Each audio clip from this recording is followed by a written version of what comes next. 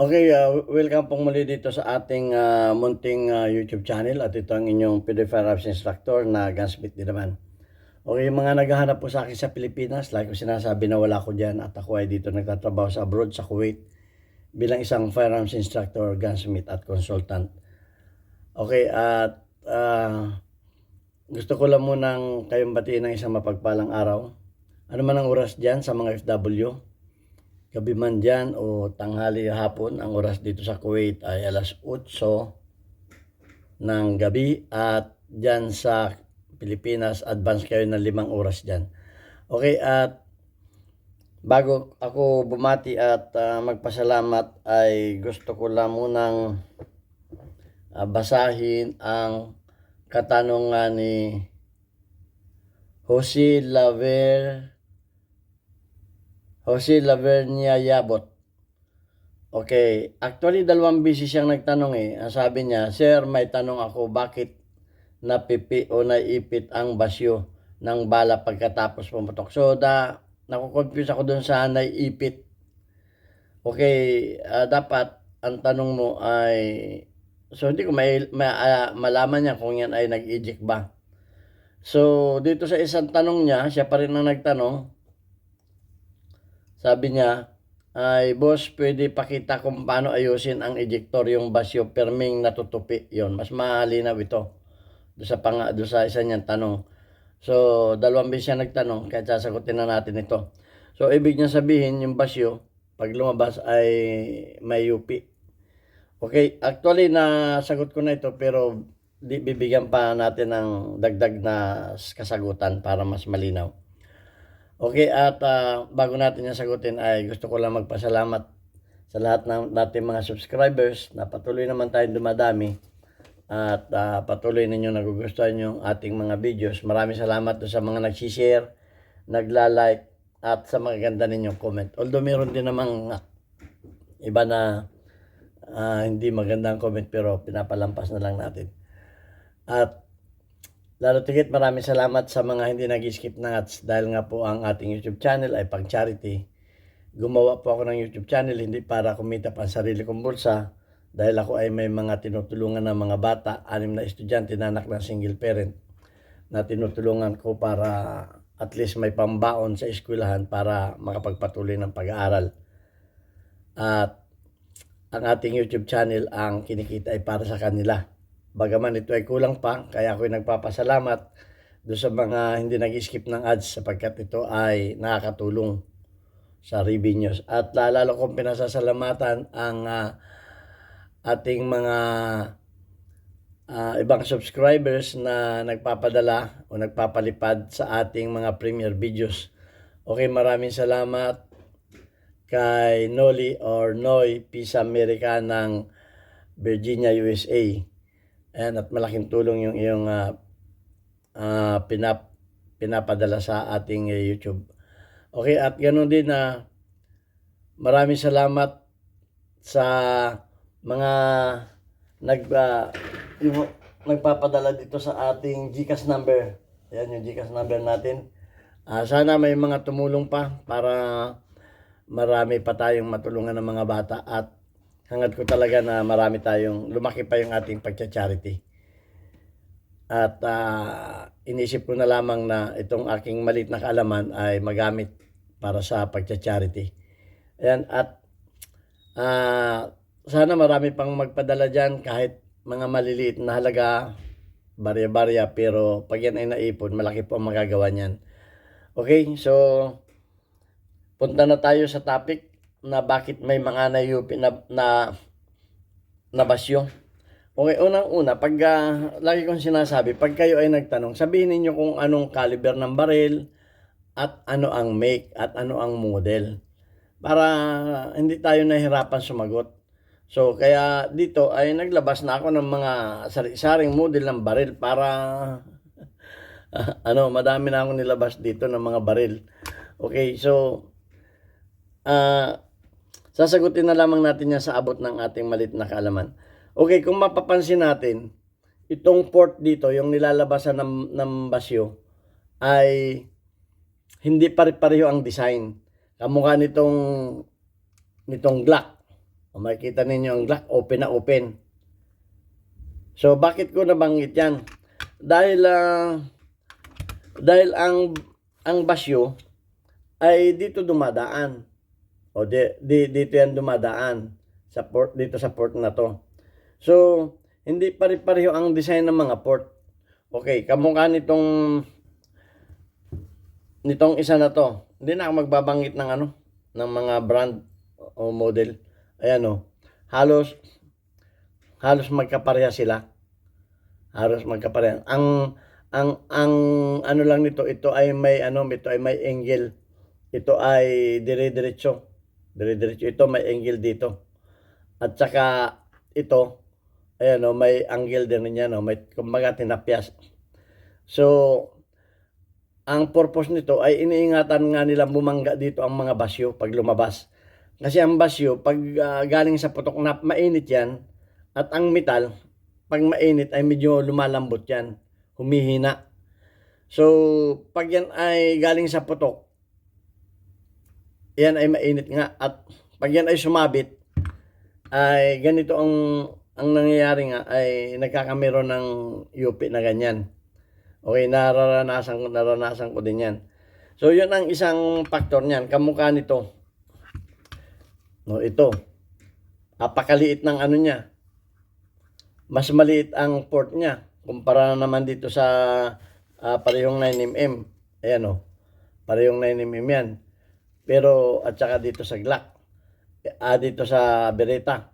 Ay, alit ang port niyan. So, pero hindi to nagkakamero ng hindi to nagkakamero ng ganyan, ng UP. At ang isa pa, ito pang isang 45 na ito, ay malaki rin ang port niya. Okay?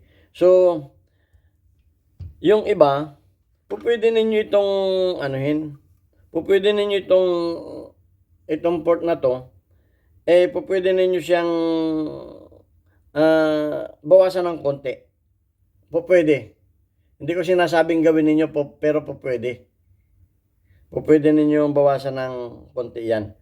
So, ang isa pa, pagka mahaba ang ejector, kamukha nito mahaba ang ejector niya. Okay, ang ejector niya ay, pakita ko sa inyo yung ejector niya. Ang ejector niya ay mahaba. Ayan o. Hindi makita. Yun. Nakikita ninyo yung ejector niya. Yun, mahaba yung ejector niya. Okay, pag yung ejector niya ay sinukat ninyo, pero ang sukat niyan ay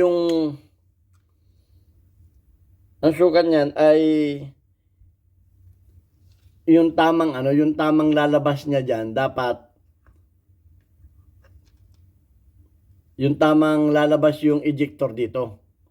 Okay, pero pagka yan ay na sumubrang haba niya, halimbawa nandito pa lamang, nakalabas pa yung barrel, ando pa yung barrel, at yung ejector ay lumabas na doon, ay medyo questionable yan. Dapat yan, lalabas yung ejector doon pagka lumampas na itong barrel. Yan, pagka lumampas na yung barrel. Kamukha nito. Yan o. Lumampas na yung barrel. So, pagka yan, pwede ninyong putulan bawasan ang ejector. Pwede ninyong, kumbaga, putulan ng konti. Dahil yung ibang mga model, ay hindi mahaba ang ejector. Kamukha nito. Hindi ganong mahaba. At meron ding kagaya nito na hindi mahaba ang mga ejector. Ayan o. Okay? So, ang importante niyan ay yung ejector mo ay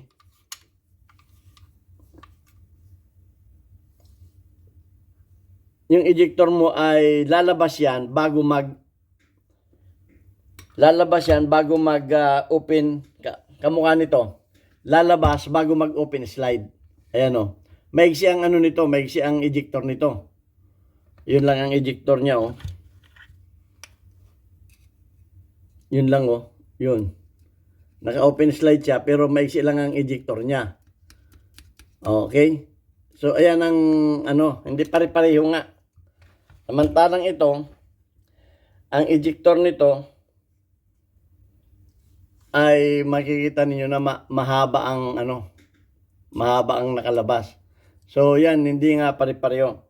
Ang isa pa, na ano dyan, mapapansin ninyo na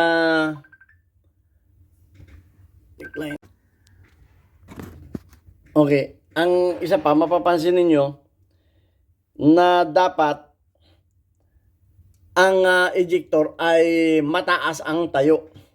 Ang ibig kong sabihin, kamukha nito,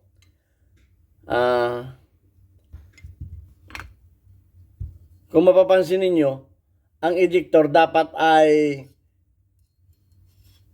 maliit ang kawang dito, maliit ang kawang. Pag ang ejector ay malayo dito, ang inyong basyo ay, ang susundutin lamang niya ay itong parte na to. Itong parte dito. O kaya, ito. Yung parte dito. Pagka mababa yung ibabaw niya, ibig kong sabihin ito, oh. Ito. Pagka ito ay mababa, ang susundutin lamang niya ay, kumbaga, labi lamang nito. So, ang takbo ng bala niyan ay paangat. Samantalang kung ang inyong ejector ay medyo mataas na nandito, ang takbo niyan ay papunta sa side. Papunta sa side ang takbo niyan. Okay, papunta. Ulitin ko, ha. Pag ang ejector niyan ay dito lamang, yung labi lamang dito, yun dito lamang siya, ang takbo niyan ay pataas na ganun. So, titingnan ninyo ngayon, sisilipin ninyo yung ejector. Alam, mas malinaw tingnan dito. Dito na lang. Ito. Sisilipin ninyo itong ejector. Yan. Sisilipin ninyo. Yan yung ejector, ha. Kung yung ejector ay mababa, makikita ninyo yan dito. Malaki ang kawang niya dito. Malaki ang kawang niya. Pag malaki ang kawang niya dito, ibig ko sabihin, kung dito dumadaan yung ejector niya, dito dumadaan yung ejector niya. Dito dumadaan yung ejector niya. Pag yung ejector niya ay kawang dito, ibig sabihin na andi dito yung ejector niya, oh. Kumbaga, kung ito yung ejector niya, halimbawa ito yung ejector niya, itong ano na to. At yung ejector niya ay hindi malaki ang kawang dito, mababa. Ang takbo ng bala niya ay pataas. Pataas ang takbo ng bala niya. Okay, mag-testing tayo dito. So, magti-testing tayo dito, ha. Makikita ninyo ang takbo ng bala niyan. Maglalagay tayo ng empty shell ito. Empty shell to. Okay? Para safe tayo. Ito ang importante dito sa ating napapakita ko sa inyo.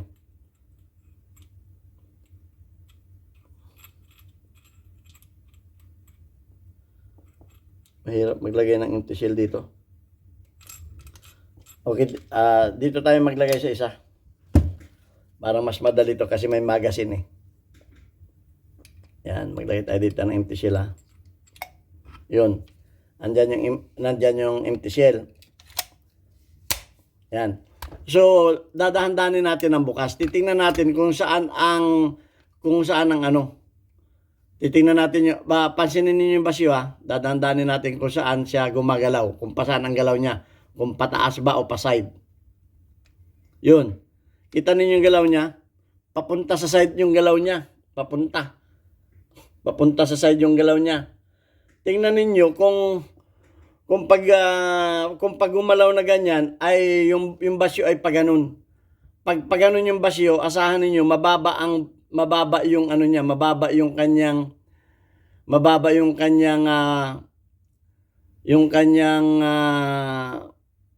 ejector, mababa.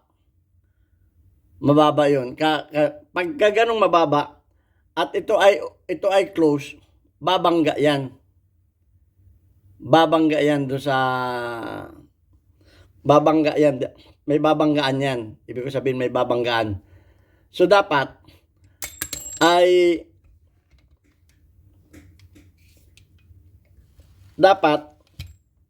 yung mga ejector ay sakto dito sa bed, sakto dito. Dito halos yung kumbaga hindi naman nakasayad, kumbaga eksakto, wag yung nakakawang. At yun nga, masisilip ninyo yun dito. Masisilip ninyo yan pag naka-open chamber. Hindi ko lang masyadong mapakita. Masisilip ninyo yan dito. Yan, masisilip ninyo yan dito kung mababa ito. Dahil yan ay magkakameron dito ng siwang. Dito sa taas na ito, yung parte na ito, yung tinuturo ko na yan. So yan ang isang ano. Kaya mapapansin ninyo itong isa na to. Ito maliit ang ano nito, maliit ang maglalagay tayo ng dummy. Ito, maglalagay tayo ng wala pala itong ano. Wala pala ito yung extractor. So ito naman ay walang problema ito dahil wala naman talaga siyang babanggan. Ang laki ng ano niya dito eh. So ganun. So it's either kung ang una ninyong gawin, kung ito ay mababa, halimbawa mababa ito, at hindi na ninyo kayang iangat, ang isa pa, merong mga 1911 na ito'y kumakalog. Yan ha. Kasi kumakalog ito. Dapat ito ay hindi kumakalog. Kasi yung mga 1911, tingnan natin. Ang hirap pagka hindi sinasabi yung model ng baril eh. Okay, yung mga 1911 ito, dapat itong, kasi may nagtanong din sa akin yan, dapat ba daw ito kumakalog? Dapat po hindi kumakalog yan. At ako ay may video na, kasi meron niyang pin dito yan eh, may pin yan dito. At ako ay may video na nito, kung paano tanggalin yung kalog nito. Hanapin niyo yung video ko. Dapat ito walang kalog. Okay? Ito ang sinasabi ko, pag ito ay mababa, dapat ito ay kahit yung dulo lamang ang ano, abunuhan ninyo ng kaunti yung taas. Abunuhan ninyo ng kaunti yung taas para yung kanyang yung takbo ng kanyang ano ay paside. Pagkatapos ay tapyasan ninyo ng kaunti itong bandang loob to. Tapyasan ninyo ng kaunti, yung kanto ay tanggalin ninyo dito sa loob. Okay? Para ang takbo ng basyo niya ay palabas pa ganun. Ito tapyas yan, no? Mapansin ninyo. Ito, kung malinaw ninyo nakikita ito. Alsin ninyo yung kantuhan dito sa loob nito. Okay? At alsin ninyo yung kalog. May video ako niyan kung paano matatanggal yung kalog kasi masyadong mahaba na. At ito ay, tingnan ninyo kung mababaan tayo nito. So yun lang at sana may natutunan kayo. Okay, pag-aralan ninyo mabuti yung takbo ng inyong basyo. So babanggitin ko lamang yung mga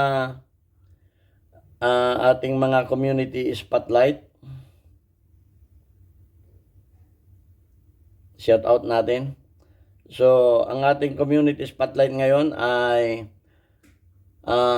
weekly highlights of your most engaged audience members including your top commenters. Okay, shout out kay Alfredo Isidro, 100 plus. Perfect ang attendance. Si Jocelyn Amarili ay 20. Shout out kay Alfred Molihar, 35 ang engagement. Shout out kay Trisildon, 3 ang engagement. At shout out sa ating mechanic girl na si Chinchin Gutierrez, 100 plus perfect attendance. Okay, i-share lamang ninyo yung ating mga videos, mag-comment kayo para mapasama rin kayo dito at mag-like din kayo para mapasama dito sa random YouTube ng ating community spotlight. Okay, ito ang inyong Pinoy Firearms Instructor. Sana may tutunan kayo sa ating maiksing video. God bless us.